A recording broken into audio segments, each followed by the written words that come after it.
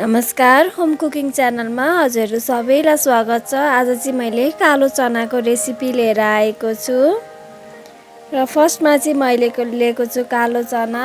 त्यो चाहिँ 5-6 घण्टा भिजाएर अनि त्यसमा मैले हाले लसुन, प्याज, अदुवा अनि दही चाहिँ मैले प्लेन लिएको छु अनि सुकेको खुर्सानी राख्नु होला।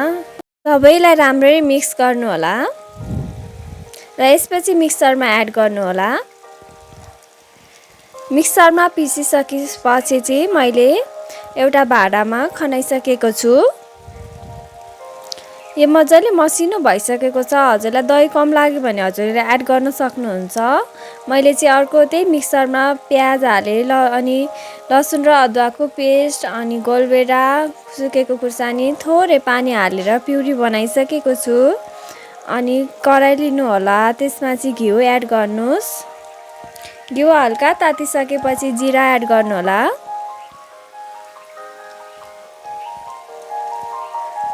हजुरले घिउको सट्टा तेल पनि युज गर्न सक्नुहुन्छ।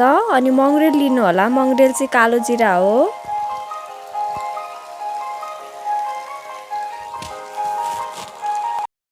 अब चाहिँ मैले लिएको छु धुलो खुर्सानी।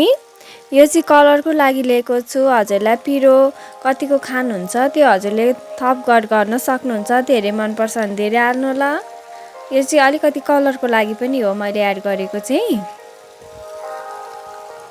र अब चाहिँ मैले प्युरी एड गरिसकेको छु।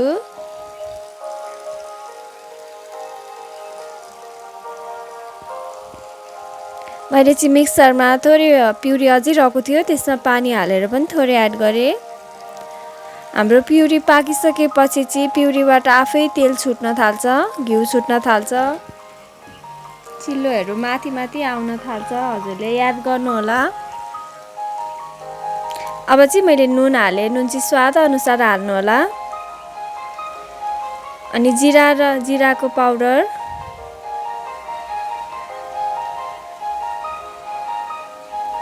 हजुरहरू मेरो च्यानलमा नयाँ हुनुहुन्छ भने सब्स्क्राइब गर्न नबिर्सिनु होला। मन पर्यो भने लाइक पनि गर्नु होला, मन परेन भने डिसलाइक गर्नु होला।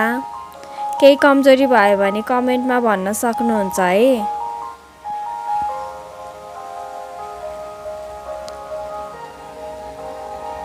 र मैले चाहिँ ल्वाङ र सुकमेल कुटेर हालेको छु। अनि फेरि राम्ररी चलाउनुहोस्।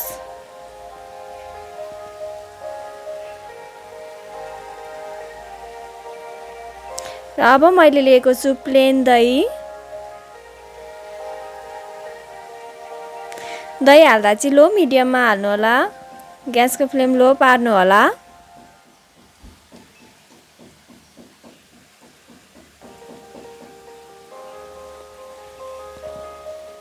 चलाउँदै जानु होला। एकछिन चलाउन चाहिँ नछोड्नु होला है।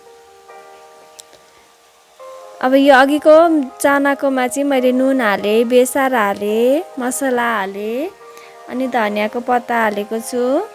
हजुरले पुदिना पनि युज गर्न सक्नुहुन्छ। धुलो खुर्सानी युज गरेको छु। अनि त्यसमा चाहिँ मैले आटा युज गरेकी छु। हजुरले बेसनको पनि प्रयोग गर्न सक्नुहुन्छ। मैले चाहिँ आटा लिएको छु।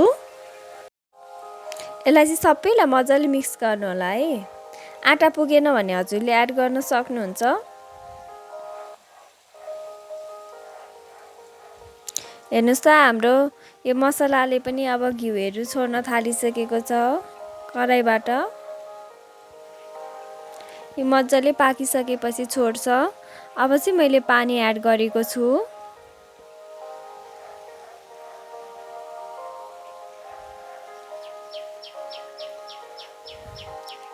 पानी एड गरेपछि सबैलाई मजाले चलाउनुहोस्। अनि अघि लिएको चनाको त्यो मिक्सी गरेकोलाई चाहिँ मैले हल्का हातले गोलो बनाएर त्यहाँ एड गरेकी छु। हजुरले फ्राई गर्नु पर्दैन, डाइरेक्ट एड गर्ने। सानो डल्लो बनाएर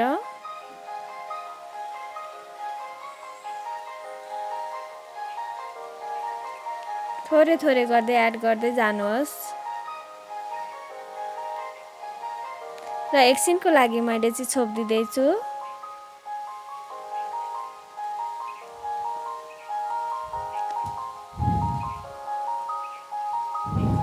10 मिनेटको लागि छोप्दा थिएँ मैले चाहिँ।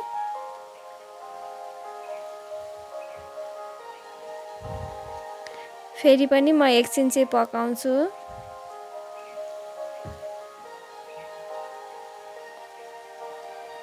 यो हालिसकेको 20 मिनेट जतिमा चाहिँ यो पाकिसकेको हुन्छ। हेर्न सक्नुहुन्छ एकदम राम्रो बनेको छ। कस्तो लाग्यो हजुरलाई? मन पर्यो भने लाइक, कमेन्ट, शेयर, सब्स्क्राइब गरिदिनु होला।